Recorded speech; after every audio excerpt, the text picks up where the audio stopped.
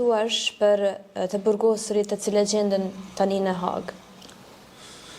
Tash aktuale është kjo pyetje, po është shumë absurde se njerëzit e shtetit, njerëzit që kanë kontribuar për mbrojtjen e shtetit. Kjo është për habi se si është e mundur për shembull njerëzit që në vendin e vet kanë dalë lufte, kanë sakrifikuar edhe veten edhe familjen edhe për ta mbrojt atë dheun njerëzit e vet, popullin e vet dhe tash të burgosen në këtë mënyrë. Kjo më duket shumë absurde. Këta nuk janë luftetarë që kanë dalë me pushtue një shtet tjetër për të mbrojtur.